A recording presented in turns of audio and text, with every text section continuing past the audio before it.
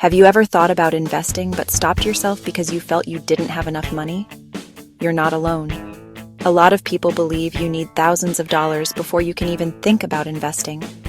But the truth is, you can start with just a few dollars right now. In this video, I'll share 5 powerful ways you can start investing with very little money, even if you're on a tight budget. Each method is simple, beginner-friendly, and can help you grow your wealth over time. And at the very end, I'll share a bonus mindset shift that can completely change the way you think about investing. So let's jump in. First up, micro-investing apps. These apps were designed specifically for beginners and people who don't have much money to start with. The idea is simple. You can invest in fractional shares, meaning you don't need to buy a whole share of a stock. For example, let's say one share of Amazon costs over $100. With fractional investing, you could put in just $5 or $10 and still own a tiny piece of that company. Apps like Acorns automatically round up your everyday purchases. So if you spend $2.75 on coffee, it rounds it up to $3 and invests that extra 25 cents for you. Over weeks and months, those tiny amounts add up without you even noticing. The pros? It's effortless, automated, and makes investing a habit. The cons? Some apps charge small monthly fees which can eat into your returns if you're only investing a few dollars. Still, for beginners, it's one of the easiest doors into investing. Second, let's talk about employer-sponsored retirement accounts, like a 401k. If your job offers one of these, it's one of the best places to start investing, even if you only put in a little. Here's why. Many employers match your contributions.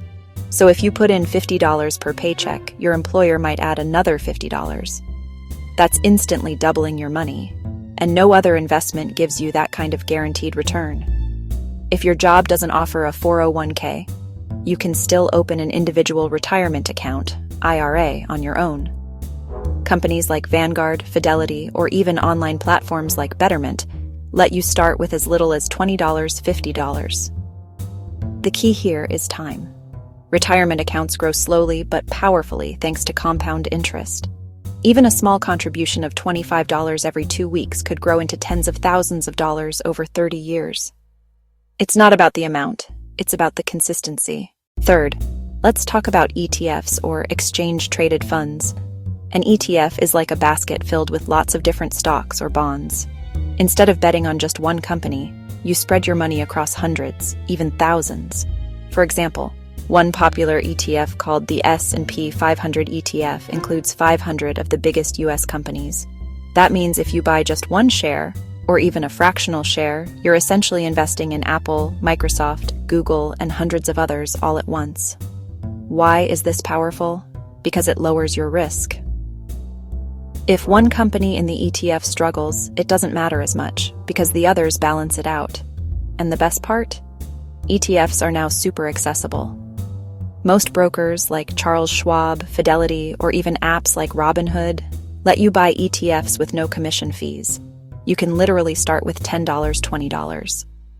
Over time, ETFs are one of the most reliable ways to grow wealth without needing to pick individual stocks. Fourth option, high-yield savings accounts and bonds. Now, I know what you might be thinking. Wait, aren't those boring? And yes, compared to stocks or ETFs, they don't have huge returns. But here's why they matter. They're safe. A regular savings account at a traditional bank might give you 0.01% interest. That's basically nothing. But a high-yield savings account at an online bank can give you anywhere from 3% to 5% interest today. That means your money is growing, but still 100% liquid. You can access it anytime. Then there are bonds. A US Treasury bond, for example, is considered one of the safest investments in the world because it's backed by the government. You can start buying bonds with as little as $25. The pros, security and predictability. The cons, you won't get rich off them. But if you're nervous about risk or just starting out, these are great stepping stones that help you build confidence while protecting your money. Fifth, let's talk about real estate crowdfunding platforms. Traditionally, investing in real estate required a huge down payment, mortgage, and a lot of capital. But today, platforms like Fundrise or Realty Mogul let you invest in real estate projects with as little as $10, $100. How does it work? These platforms pool money from lots of small investors and use it to fund real estate developments, apartment buildings, commercial properties, housing communities. In return, you earn a share of the rental income and potential property appreciation. The upside? You're investing in real estate without having to be a landlord or deal with tenants. The downside? Your money is usually locked in for several years, and like all investments, there's some risk involved. But if you've always wanted to dip your toes into real estate without needing thousands of dollars, this is a great starting point. Now here's the bonus mindset tip. Don't wait to have more money. Start with what you have. The hardest part of investing isn't choosing what to buy. It's just getting started. Think of investing like planting a tree. The best time to plant one was 20 years ago, but the second best time is today.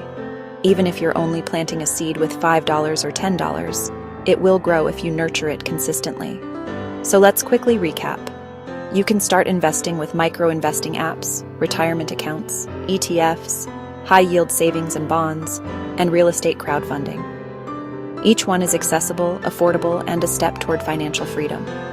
If you found this video helpful, make sure to hit the like button, subscribe for more investing tips, and comment below which of these 5 methods you're most likely to try first.